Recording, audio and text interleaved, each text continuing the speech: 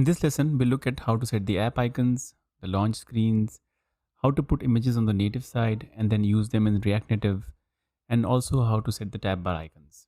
We'll also look at how to use badges. For icons, there is one common practice in React Native.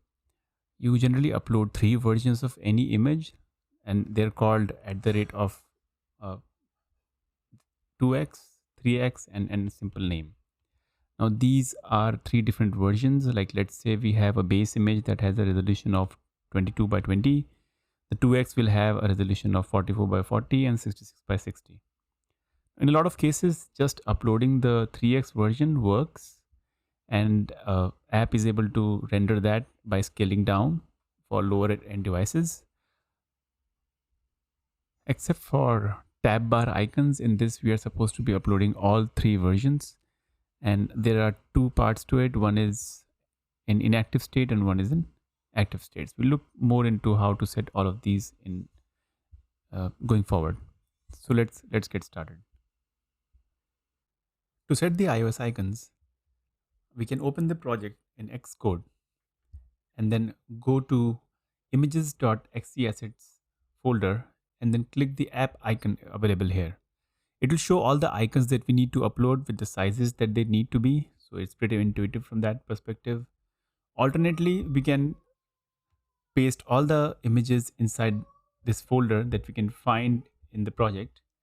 If you go to iOS, Friday app, and we'll find images.xe assets and then app icon, we can put everything inside this and then that will also pick up. So let's try using Xcode. So there's the project. Remember to open the workspace file, and then if we click on images.xe assets, app icons, these are all the icons that we need to upload. Now you can have one large image and you can generate all the different sizes that are required. There are a lot of tools available. Just search for app icon generator and you'll find it. And I opened the first one and used this tool to create the icons. So I already have them created. As you see, this is the same folder that we need to upload, and these are the different sizes. So let's try uploading them.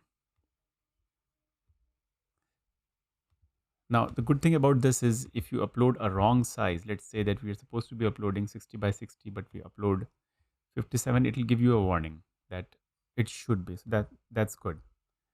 It's harder to make mistakes that way. So let's just upload these. We need 58 and then 87.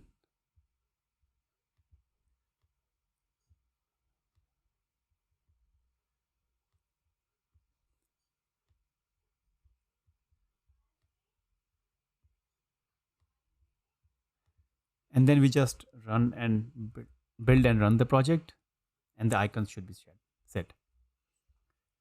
So that's quite easy, right? Now if you go back to the project, you see all these icons have actually been put into the same folder, with just one difference, that earlier this content.json, it did not have the file name. So if you plan to do it manually, just add the file name attribute to it. You can keep any name. It's not necessary to keep it as per resolution. And there we have our app icon. So just one thing to remember, don't keep any transparency in these icons, especially on the edges. If we do that, then while launching, the borders, they'll show up in black colors having a black background, and that won't look nice, especially while launching and also while closing an app or setting it to home again.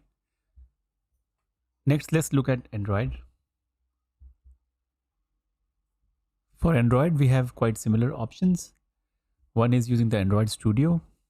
We can open the Android folder inside the boilerplate code, the root folder, this one in Android Studio, and then right click on the res folder, that is the resources, and then simply select image assets inside new.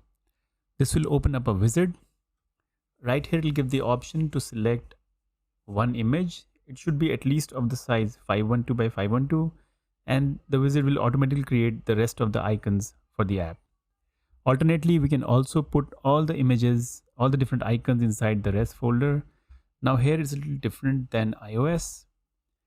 In Android, we have mipmap folders. So it'll be mipmap hyphen MDPI, HDPI, XHDPI depending on device resolutions. So we need to put different sized images inside these. So for MDPI, it'll be 48 by 48, for HDPI, it is 72 by 72, and so on. So as we see, the options are quite similar to iOS. Let's try doing this using Android Studio. It's a simple way. So we just open the Android folder in Android Studio, right click on Res, New, and then we select Image Assets. And then currently showing the default that comes bundled in. We can just change the path of the image. So we'll select a large enough image.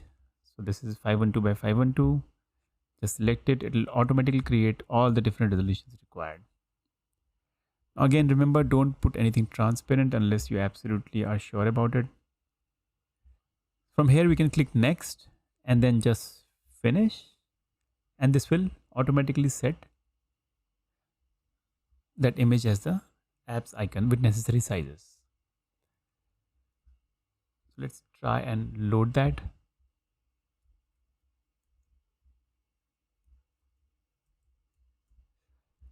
So after uploading the image and clicking finish, I just build and run the Android project, and let's check the icons, and there we have it, right? If we check the Android folder, then we'll find that it has already created those different images for different resolution devices. Let's look at setting the launch screens. Now, launch screens are not supported by default. For iOS, they do have a launch screen, and it's a text that says powered by React Native. I've changed that in the boilerplate code to have a single image, and simply replacing this image at the same location that XC assets is going to work for iOS. For Android, it doesn't support any launch screen by default. We have to create a new screen and add it to the project, and then on listening for, and we simply swap the splash screen with the React Native default screen on when the bundle loads. So let's look at setting the launch screen on iOS. We again go to app and then images.xc assets, the launch screen. Now this is a part of the boilerplate code, remember, and simply replace the launch screen images. So I've already created a new image for iOS and Android. So we'll just put that. So this is the 1x image, the 2x, and the 3x image. Now from here, we just do yarn iOS, and we'll have the new launch screen that we just set up.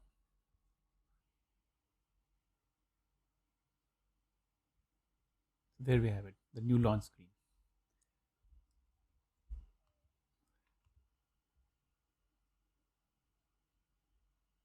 Now for a better user experience, a good practice is to have some kind of continuity between the app icon and the launch screen. Like, we should not have a blue icon and then a green launch screen. There should be some continuity in color. It just makes for a better user experience. It feels like the app just occupied the whole screen to launch.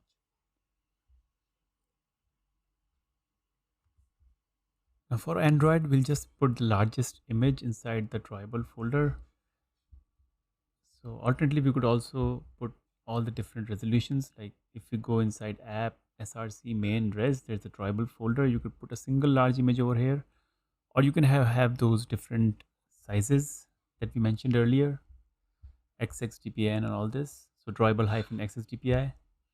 We'll just take the largest image that we have, and we'll just replace the existing one with it. So currently it's this one. Let's just delete this, and we'll name it launch screen, the same as before, And now we'll simply build and run the Android app. Now remember, whenever we make any change on the native side on iOS or Android, you have to stop the complete application and start it again, either from terminal or from the studios. Changes in React Native are reflective, but any change on the native side requires a complete rebuild of the project. So let me just do that and come back with the launch screen on Android. So the emulator has started. Let's just launch the app. There's the launch screen. And then once the app boots, the launch screen will move to the splash screen.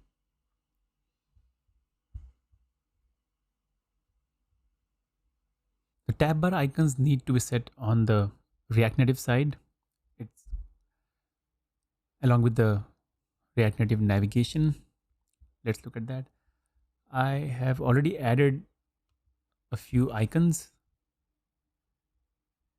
for the different tabs that we have. If you recall, we had the home tab and the cart and the search and the profile tab. So there we have different resources. So we have a default image and then a 2x and a 3x. Similarly for home, for profile, and for search. If you notice, we have cart and then cart underscore active. So these are basically two images to show that a tab is active. So if we go to our navigator and then we just scroll to the part where we configure this, so we can set an icon and we can also set a different icon for to display that the tab is active. Now just remember, these need to be of same sizes. So if cart source is of 22 by 22, the cart active and all the other images that we're using the tab bar need to be of the same size. And the 2x and 3x, they go quite similarly. So if we have a 20 by 20, we need to have a 40 by 40 for 2x and a 60 by 60 for 3x. The tab bar requires all three images, so we can't just put a 3x image and assume it to work. So that's something that's required. And again, like app icons, we can find a lot of tools online where we can put just one image and it will convert all those different sizes for us. So let's try and set these. So we have our home and then we have cart and then we have profile and we have search. So we have home, we have search. Let's just do that. Search. Let's also start the app. This needs to be done only once because we're doing it on the React Native side. So doing it for iOS will also make it happen for Android.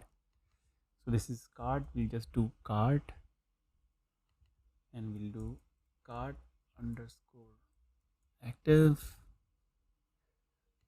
For search, we had search underscore active, and then we have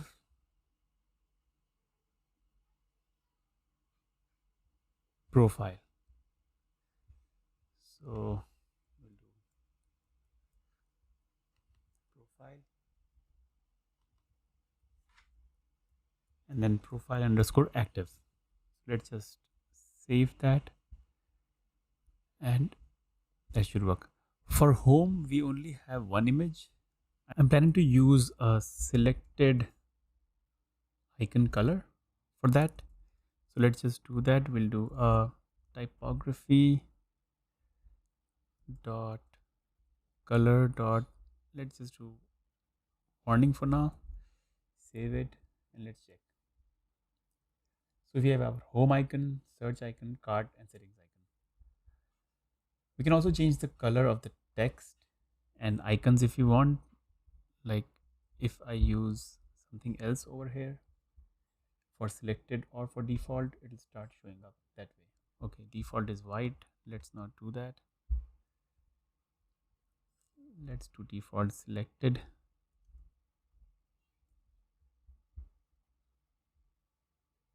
And yes, so even the selected one comes as black. So for search, It has replaced the icon, but I think we also have selected icon color, and that is why it's also showing that. So let's just comment that out. We don't want that for all of them. So okay, my bad. So okay, so that's nice. So as you can see, it supports colored images. So we can also do that transition between a black and white image and colored image in case we want that. So let's try that. Just save it and it reloads automatically. We'll have to comment out the selected icon color. So yeah, so in case you need that, that looks pretty neat too, right? Now let's say if you want to have only the icons and no text. In that case, in this text attribute, simply set this as empty, and we will have only the icons.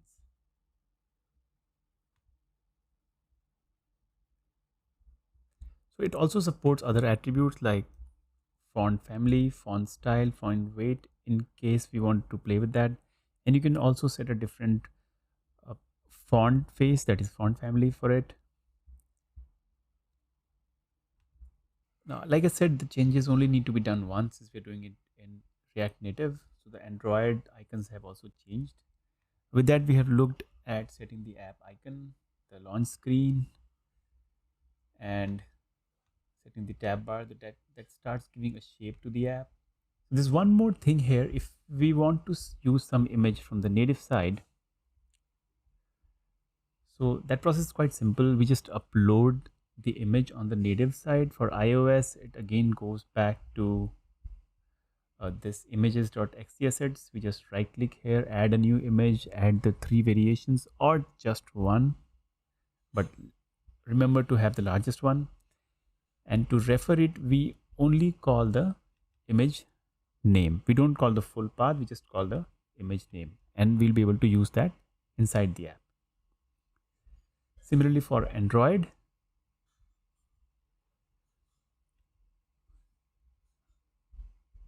we put everything inside the drawable folder. If you remember from the icons, app launch screen part, just put it there. If you want, put only the largest one, and then we can again refer it simply by name and it will work.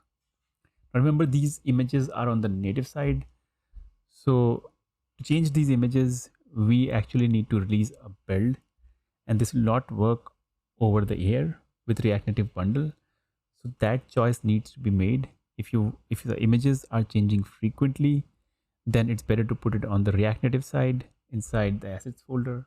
And if it's some kind of a launch image or a marketing image that you think it's not going to change that frequently, put it on the native side.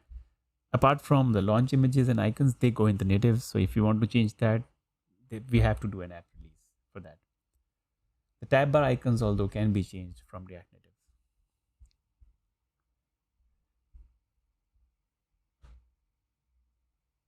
So let's just put an image on the native side and use it.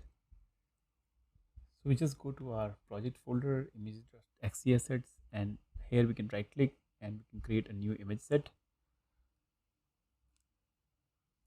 So let's call it sample. And here we upload the three sizes or just the largest one.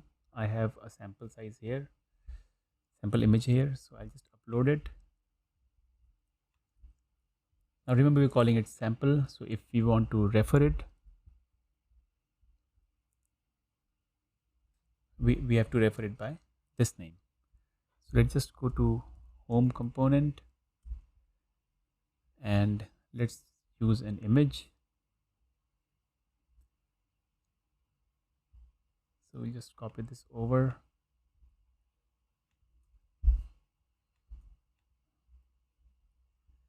And we'll say source URI is sample. Let's start looking at the native. Now remember, this is a native change, so we have to actually build the whole project and run it. Otherwise, the React Native app will not be able to find this image. So let's go to the app and okay, we need to put in a size, otherwise this won't work. For now, we'll reuse that, and there we have our image. This is from the native. Just remember, while making these changes, it tends to happen that we add the images to one platform and forget it for the other. So just be careful of that, because this is common code base. So now it will also look for the sample image inside the Android app, and we need to put that inside the drawables folder for Android. So just put the largest image, and that should be good. So last, let's look at the badges. So these are the notification icons that we see. We can put them, we can use them on the navigation bars. Like let's say that we have a pending action on settings. So we can store the particular value that we want inside state or async storage, and then we can just populate it. For now, let's just populate it manually. For that, we need to set the badge. It takes a string, so we'll just put 1, and for badge color we will do typography dot color dot warning. Save it, reloads, and we have our badge. Now it's a string, so it can take anything, so it's flexible that way if you want to do it.